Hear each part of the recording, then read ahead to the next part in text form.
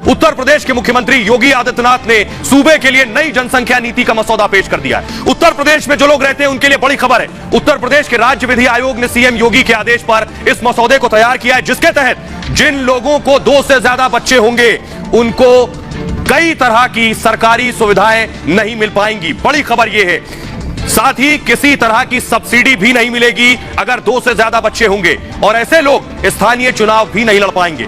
मसौदे के मुताबिक 2 से ज्यादा बच्चे वाले अभिभावक 77 तरह की, जी हां 77 तरह की सरकारी योजनाओं और अनुदानों का लाभ नहीं ले सकेंगे। जिन लोगों के 2 से ज्यादा बच्चे होंगे वो सरकारी नौकरी नहीं कर पाएंगे, यानी उन्हें सरकारी नौकरी नहीं मिलेगी। इसके अलावा जो लोग पहले से सरकारी नौकरी कर रहे हैं, देखिए जरा बड़ी खबर ये, अगर पहले से सरकारी नौकरी कर रहे हैं और बच्चे 2 से ज्यादा हैं तो उनके 2 से ज्यादा बच्चे हैं, उन्हें अब प्रमोशन नहीं दिया जाएगा। तीसरी संतान अगर पैदा करते हैं तो जन प्रतिनिधि का निर्वाचन रद्द करने का भी प्रस्ताव मसौदे में शामिल है। सरकारी कर्मचारियों के लिए प्रमोशन तक रद्द करने से लेकर नौकरी से निकाले जाने तक का प्रस्ताव किया गया है। नई जनसंख्या नीति के मसौदे के मुताबिक आपको बताएं कि उत्तर प्रदेश सरकार के उन कर्मचारियों को प्रमोशन मिलेगा जिनके 2, यानी प्रमोशन किसे मिलेगा, सुविधाएं भी हैं, 2 या उससे कम बच्चे होंगे तो सरकारी नौकरी करने वाले ऐसे कर्मचारियों को बाकायदा आवासीय योजनाओं में रियायतें मिलेंगी। घर लेंगे तो आपको बाकायदा रियायत मिलेगी। 2 संतानों की नीति अपनाने वाले सरकारी कर्मचारियों को पूरी सेवा के दौरान, जी हां पूरी सेवा के दौरान अतिरिक्त प्रमोशन भी मिल जाएगा। 2 बच्चे पैदा करने वाले ऐसे लोग जो सरकारी नौकरी में नहीं है उन्हें भी कई तरह की छूट दी जाएगी। छूट में क्या क्या शुमार है देखिए जरा।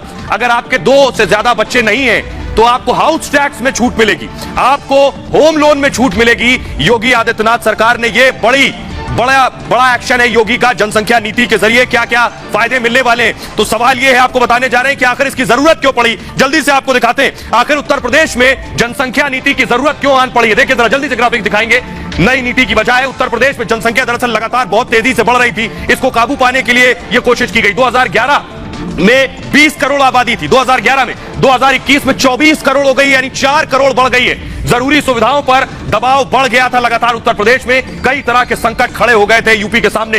पानी की किल्लत शुरू हो गई थी, उत्तर प्रदेश का हाल जानते हैं। बिजली की खपत बढ़ गई थी कि आखिर बिजली कटौती यूपी में हो रही। रोजगार की समस्या पैदा हो गई थी कि यूपी में एम्प्लॉयमेंट नहीं है। गरीबी बढ़ गई थी यूपी में इस जनसंख्या वृद्धि की वजह से। शिक्षा में गिरावट आ रही थी लगातार, प्रदूषण बढ़ गया था यूपी में। तो यह वजह रही, दरअसल जरूरत थी कि जनसंख्या नीति को लेकर आया जाए। और बड़ी वजह मैं आपको बताऊं कि यूपी ने कई बड़े बड़े देशों को पीछे छोड़ दिया है, वो मैं आपको दिखाने जा रहा हूं। देखिए जरा, इससे पहले भी मैंने आपको दिखाया, लेकिन एक बार फिर से नजर डालिए जरा, यूपी ने कैसे दुनिया के अलग अलग मुल्क को जनसंख्या में पिछाड़ दिया है। देखिए जरा ग्राफिक्स आपके सामने।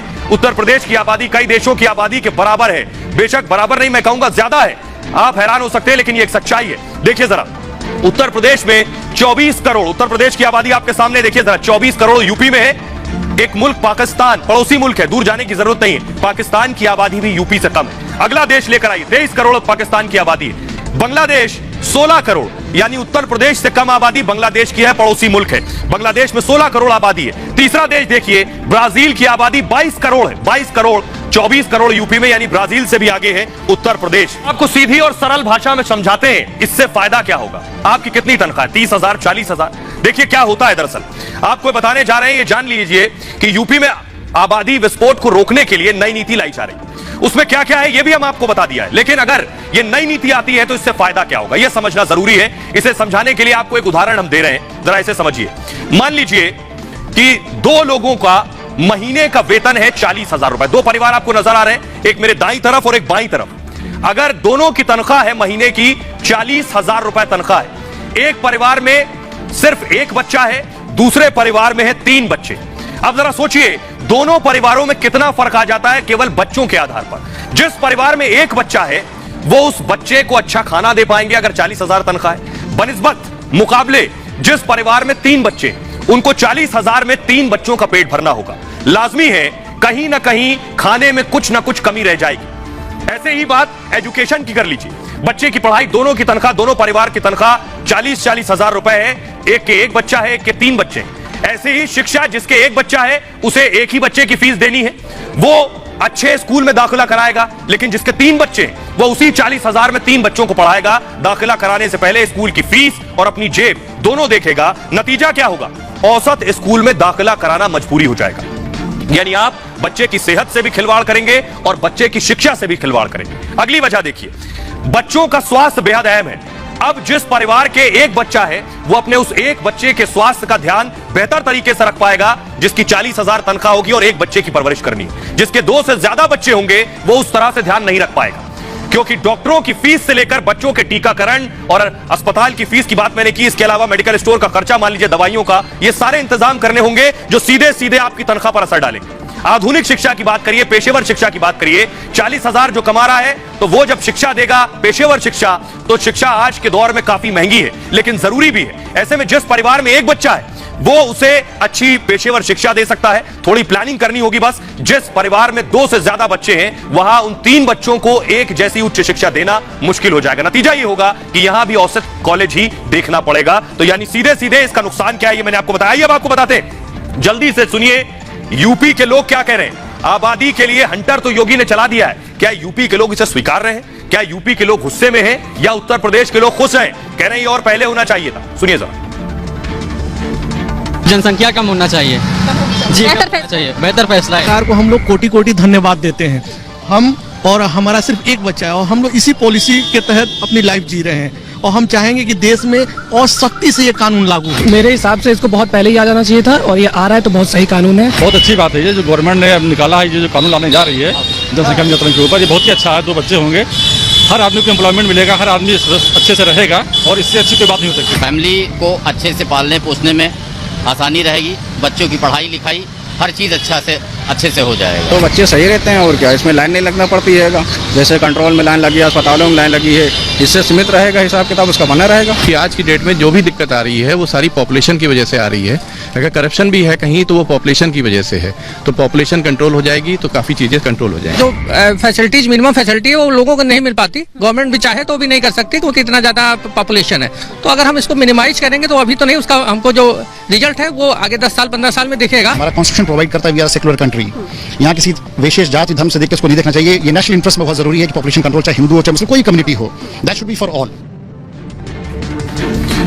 तो योगी आदित्यनाथ ने आबादी को काबू करने का तरीका खोज लिया है, लेकिन योगी दरअसल अपने कड़े फैसलों के लिए ही जाने जाते हैं। सोचिए, चुनाव नजदीक है, उससे पहले योगी ने फैसला लिया। इससे पहले भी उत्तर प्रदेश को सुधारने के लिए योगी ने क्या क्या फैसले लिए ये आपको बता रहे हैं। उत्तर प्रदेश के मुख्यमंत्री योगी आदित्यनाथ ने जिस दिन से सूबे की कमान संभाली है उस दिन से उत्तर प्रदेश को उत्तम प्रदेश बनाने का उनका मिशन यूपी शुरू हो गया है। पहले माफिया, फिर यूपी की मूल समस्याओं का समाधान और उसके बाद सूबे के स्वास्थ्य ढांचे को जिस तरह से सीएम योगी ने संभाला है वो वाकई काबिले तारीफ है। सीएम योगी लगातार अपने मिशन पर काम कर रहे हैं। यूपी में अब तक योगी ने कई कानून बदलाव किए हैं और कई नए कानून बनाए हैं जिनकी जरूरत काफी पहले से महसूस की जा रही थी। सीएम योगी के कार्यकाल में अब तक कौन कौन से बड़े फैसले योगी ने लिए ये मैं आपको बताने जा रहा हूं। पहला बड़ा फैसला योगी का था लव जिहाद कानून। लव जिहाद पर लगाम लगाने के लिए योगी आदित्यनाथ कानून लाए। इसके अलावा गोवध अधिनियम योगी आदित्यनाथ लेकर आए। इसके बाद अवैध बूचड़खानों पर रोक लगाई और साथ ही साथ हिंसक भीड़ रोकने का कानून लाए। तोड़फोड़ की भरपाई पर कानून लाए कि अगर तोड़फोड़ करेंगे तो भरपाई भी आपकी जेब से होगी। विवाह पंजीकरण पर भी योगी आदित्यनाथ कानून लेकर आए। लेकिन अब सवाल यह है कि क्या सिर्फ यूपी में यह कानून की जरूरत है, क्योंकि पूरे देश की आबादी तेज रफ्तार से, बुलेट ट्रेन की रफ्तार से बढ़ रही है। जैसा मैंने पहले आपको बताया कि चीन को भी हम पीछे छोड़ देंगे, तो क्या इसी तरह का कानून पूरे देश में लाने की जरूरत है? यह मैं इसलिए कह रहा हूं, जरा देखिए पूरी दुनिया के मुकाबले हम कहां खड़े हैं। उत्तर प्रदेश, मैंने आपको बता दिया, उत्तर प्रदेश वो राज्य जो बड़े बड़े मुल्कों से आबादी में आगे हैं, लेकिन भारत भी पूरी दुनिया के अलग अलग देशों से आबादी में कहीं आगे। देखिए जरा, मैं आपको दिखाने जा रहा हूं हिंदुस्तान कहां खड़ा है आबादी के मामले में। योगी वाला कानून पूरे देश में चाहिए। 139 करोड़ आबादी भारत की है। अमेरिका देखिए 33 करोड़, कहीं मुकाबला ही नहीं है। 139 करोड़ और 33 करोड़, दूर दूर तक कोई कंपैरिजन नहीं। दूसरा देश देखिए जरा, रूस 14 करोड़ और आबादी हमारी 139 करोड़, कोई मुकाबला नहीं है। रूस हमसे 5 गुना ज्यादा बड़ा है। चीन देखिए 144 करोड़ और हम 139 करोड़, सिर्फ और सिर्फ 5 करोड़ का फर्क है। सोचिए जरा, जो चीन हमसे 3 गुना बड़ा है। इसके अलावा देखिए ब्राजील, हमारी 139 करोड़ आबादी और ब्राजील की 22 करोड़ आबादी। तो आखिर कैसे रुकेगी आबादी? वक्त आ गया है कि इस पर काबू पाया जाए।